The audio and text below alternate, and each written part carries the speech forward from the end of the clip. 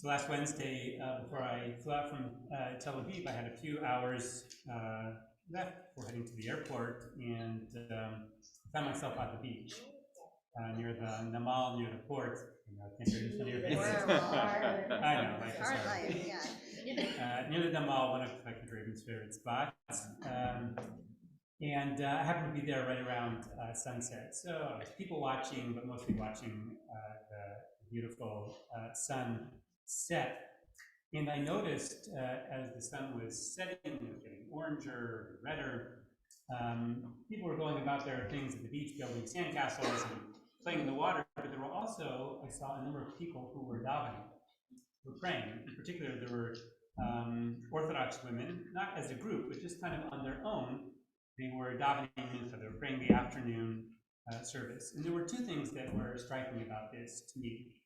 One, the complete sense of being at home, being in this very kind of public space. Here you're on a taxed Tel Aviv beach, and they're davening. And without any kind of shame or embarrassment, that's just who I am, and this is where I feel I can be home doing that. I felt a little bit of that when I was with a group and up north, and we were at a restaurant, and here in the middle of a restaurant, we're singing the Birkat Hamazon. Baruch atah. And like, we don't do that. Most restaurants you go to here, and so there's this sense of just comfort, being Jewish in our skin in Israel. But the other thing that was striking about these women who were davening is the following. If you were in a place with a beautiful sun that was setting, that perhaps in and of itself was inspired you to offer prayer, which direction would you be looking?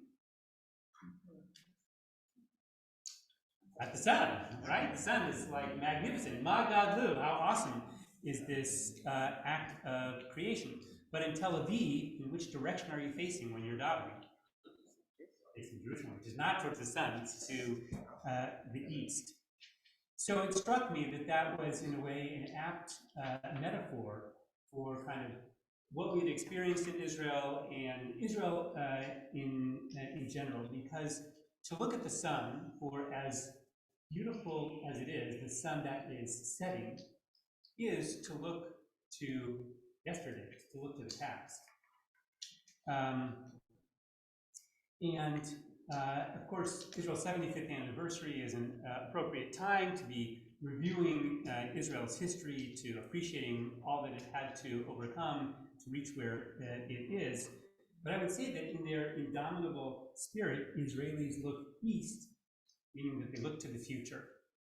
And even if it's full of darkness, and there are ways indeed in which there is great darkness, still, we know that that's the direction, at least where we are here, from which the sun will rise, the new dawn will rise. East is the direction of tomorrow, it's the direction, therefore, of hope. Rabbi Jonathan Sachs writes beautifully about Israel, saying, Israel has taken a barren land and made it bloom again. It's taken an ancient language, the Hebrew of the Bible, and made it speak again. It's taken the West's oldest faith and made it young again. It's taken a tattered, shattered nation and make it live again. Israel is a country, he says, whose national anthem, Hatikva, means hope. Israel, he concludes, is the home of hope. I love that passage and that phrase. It is the home of hope. So as we're davening Shabbat, we just welcome Shabbat. What do? We stand up and we look to the back, we look to the west.